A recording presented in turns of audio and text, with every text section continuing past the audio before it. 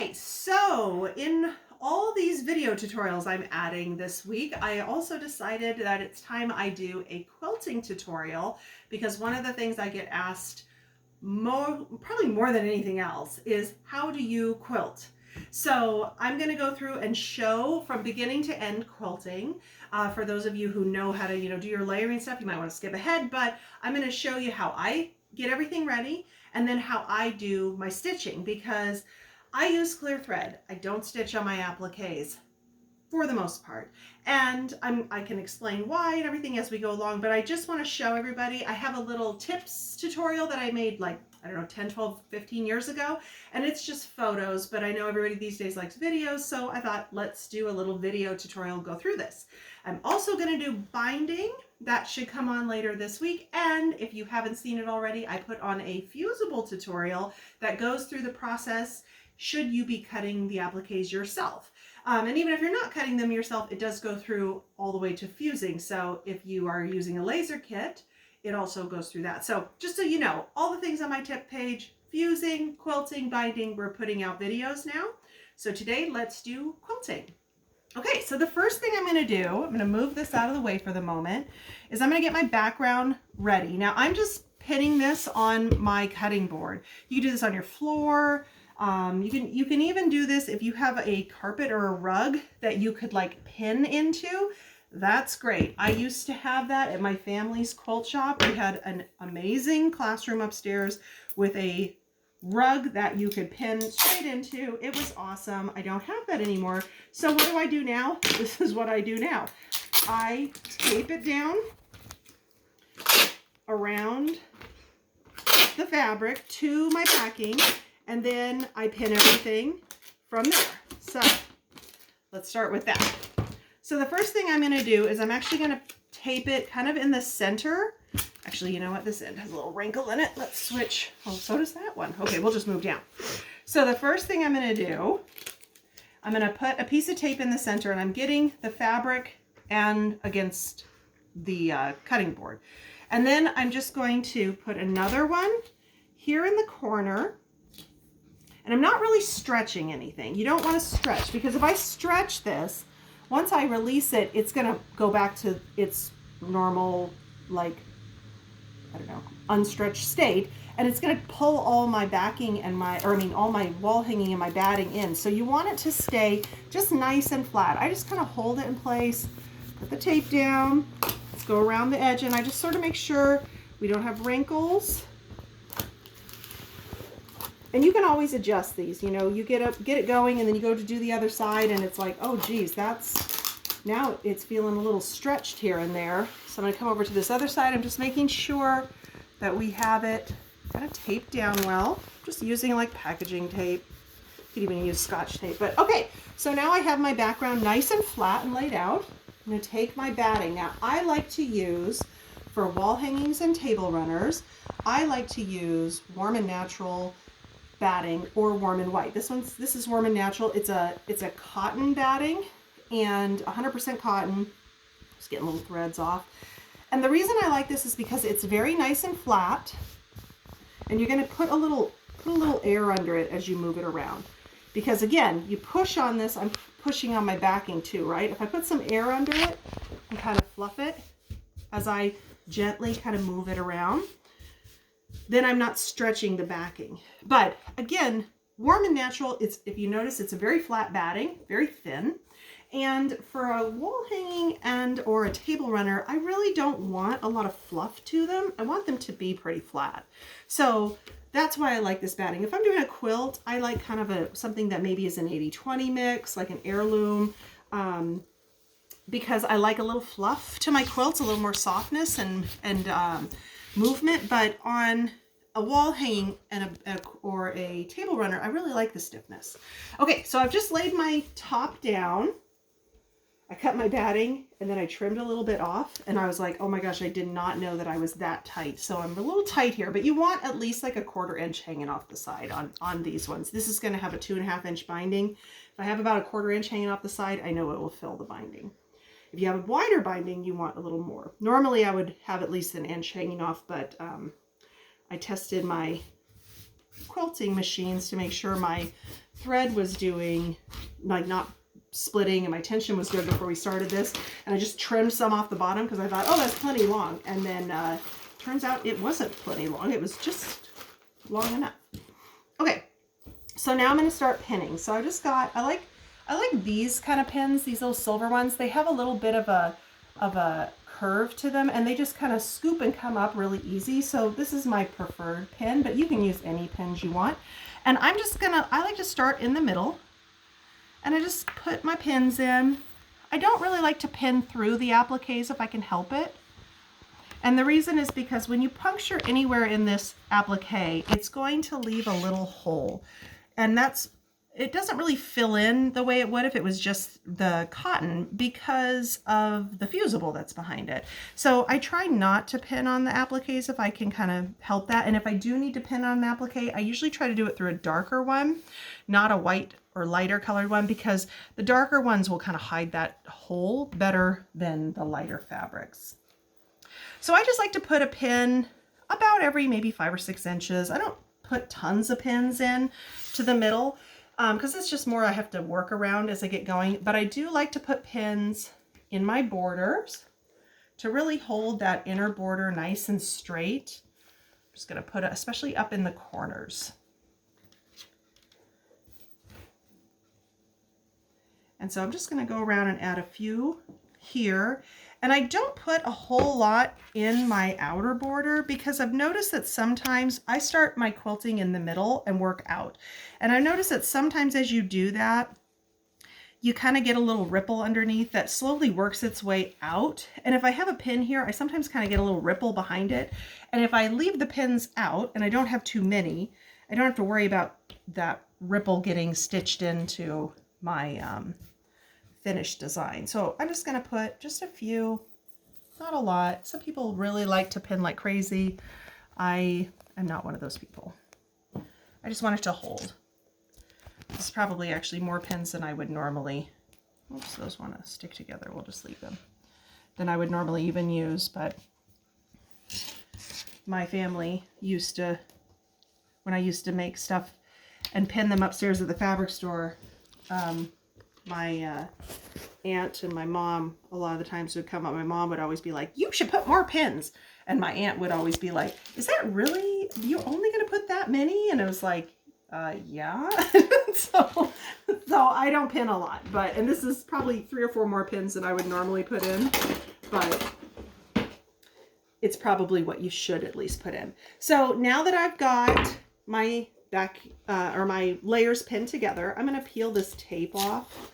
And if you're doing multiples, a lot of the times when I go to quilt wall hangings, because I'm doing samples of a bunch of stuff, I'll do like 5 or 6 at a time. And I just kind of save the tape off to the side and I use it over again for the next one. So I'm going to go ahead and just peel this up.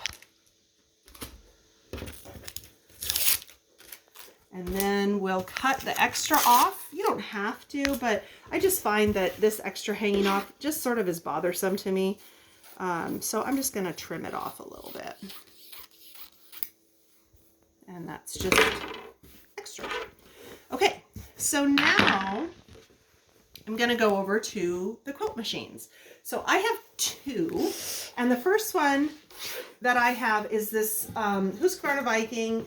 It's got a really long neck. It's made specifically to do free motion quilting. So I know not everybody has this. You can do the same thing on your regular machine, but so that you guys can see what I'm doing, I thought I would just use this one. And then this machine we're going to go to do the straight stitching. So first we'll do free motion over here. And this is the part that people always ask me about. How do I quilt? So I like to use clear thread, and the reason is kind of because, mostly because I'm lazy. I don't really like changing my thread out all the time. And because of that, I like to use, actually I'm going to start up here. Because of that, I like to use my clear so that I don't have to ever change my threads out. But I also don't stitch on my appliques, so I can get away with clear because I'm just doing the background. If you want to stitch on these appliques, you need to use a matching colored thread because every puncture of your needle is going to leave a little hole. And if you're just using clear, all that's filling it in is clear. It's going to leave little black holes. If you're using a matching colored thread, your colored thread will fill it in. So it'll look nice. So I'm going to start. And even though I said don't stitch on your appliques, this piece here does happen to be an applique, but it's a really dark applique, and I'm not really worried about the holes. So I'm going to go ahead and start, and I'm hoping that my machine will be nice to me and not pop my threads all the time, because this one does have a tendency to break my thread. So all I'm doing is I'm just free motion stitching about within 1/8 of an inch of my appliques, but onto my background fabric. So I'm not stitching on the appliques themselves. I'm just going to go basically like a very close echo quilt here, or echo stitch? Is it called an echo stitch? I don't know. Echo quilting. When you go around, oh, I'm stitching on my applique again. When you go around the outside, and I'm just going to keep going all the way around. I'm just following the background. And if I want to stop and readjust like my hands, or how about I clip this little thread off because they get in my way, then I always have my needle set to stop in the downward position. And that way it keeps it from moving around. It holds it right in place. And I readjust my hands and I keep going. And if you are stitching, which right now I am stitching through that background applique, if it's been fused, it's not going to gum up your needle. If you're stitching on it prior to it being fused, it very possibly will gum up your needle. If you get close to a pin, just take it out.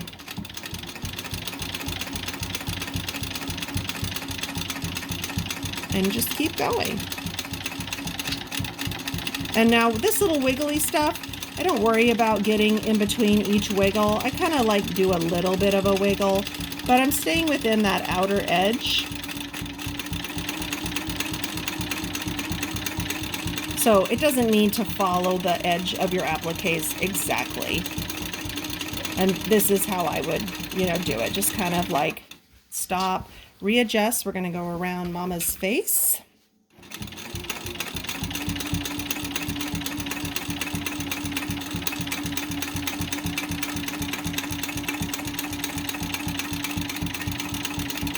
And then I usually try to pick a spot, like I kind of started in between these two, right? The reason I did that was because I can kind of hide my finishing, like little knots by doing that. And I knew that I would have to start and stop here at that little fin on their back. What do they call that? Is that the dorsal fin, the one that's on the back? It is called the dorsal fin? I believe that that's correct. Eva is my videographer today. And we do have a studio audience. I have my dogs, Coco and Nico here. They're being nice and quiet at the moment. I was worried that they might have to get kicked out, but they're being good. So we're actually almost all the way around these guys. So again, if you need to stop, I have it set to stop in the downward position. Readjust your hands and almost all the way around. But I just, like I said, try to stay within about 1/8 of an inch. If you veer off, that's okay. If you stitch on it on a little bit on accident, that's okay too. Like I don't stress over it. And if you want to do some really fancy stitching, so you can definitely do whatever you want. This is just how I do them. So when I get to like the end, I'm just going to kind of stitch in place for a minute. And that just kind of gives me like a little fix-it stitch and raise my needle up. It always wants to go down. And then that's it for this. So that's most of what I'm going to do on this quilt. Now I am going to go, just for time's sake and so you don't have to watch me forever, I'm going to go and I'm going to stitch around these circles as well, the little bubbles, just to kind of make them pop a little bit. And then I'm going to go make sure I cut anything in the back, my little threads off back there. And that's kind of all I would do when it comes to your appliques. So if you want to zoom in here even, just so that people can see, we're just going really close to the edge, with my clear thread. And if you notice, there's a spot right over here where you can kind of see I stitched this bubble piece, this blue in here is an applique. And you can see how where I stitched on that light part, you see the little dots. You'll always see those dots. And that's what I mean by when you stitch through the applique, how they won't really heal because what's filling those dots is clear thread. So you're going to see black dots. If I were to have stitched, say, over here, and I would have hit the body, there'd be little black dots every place of the stitching. So I just always, when I'm near a white area, I try to stay kind of clear of it so I don't end up with those little dots everywhere. So we're going to leave the whales swimming over here, and I'm going to go to this other one, and I'm just going to show you how I would do an inner border. So this one here has already been quilted. And I actually even finished the binding on it, but I never got around to doing the inner border, which I usually like to do. And so I'm just going to stitch in the ditch on this. I have my clear thread. Go ahead and take that pin out. I have my clear thread. I've pinned a few pins here and there because I want to keep this straight. And again, I'm not one who pins a lot. If you're concerned about this wiggling, put a few more pins in here, but I'm just going to start in a corner. And one of the things that I've done, so if you have a machine and you're stitching through batting and everything, you might want to use a walking foot. My machine, if you come over here, my machine has a stitch setting where I can raise and lower my foot to where if I have a thicker fabric or a thinner fabric, I can adjust that. So I don't use a walking foot anymore. I just make it to like a 0.5 or almost a 0. And that basically lifts my foot up with every stitch enough that it's not pushing the fabric. And so a walking foot, the idea is that it lifts and pushes down, lifts and pushes down. And that way you're not going where you're pushing, and you end up with the dimple, right? So because I've raised my foot, I don't have to worry about that. So I'm going to do a fix-it stitch, and then it's going to just stitch in place a little bit. And all I do is I stitch in the ditch. And so I'm sure a lot of you have, know this technique, but I like to stitch in the ditch around my inner borders. I don't really do anything else after that as far as like the outer borders, doing any fancy stuff. Again, I'm kind of a minimalist when it comes to the quilting portion of it. And a big reason for that is because I have a neck injury. And for me to sit at a sewing machine for hours and do, really intricate, beautiful stitching, it's going to cause me a lot of pain the next day. And so I don't do a whole lot of extra quilting, but you certainly can. And I've seen people who have done like really beautiful fancy quilting on the edge of their appliques. And as long as you fuse them, you can definitely do that. And it's not going to gum up your needle. Now, I'm actually stitching through quite a few appliques as I'm doing this stitch in the ditch right now. And my needle is perfectly clean. Like there's no issues because everything's been completely and fully fused. Prior to fusing, the glue will be sticky and it could get your needle all yucky. But at this point, after it's been fused, I don't really have to worry about that. So we're almost all the way around.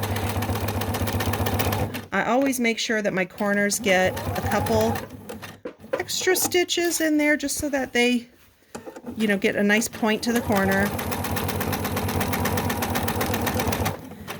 And right now I'm stitching through an applique, and I actually will show you again how that, okay, and I'm going to fix it stitch at the end. You can also do like a back stitch. And then, where are my little tiny scissors, baby?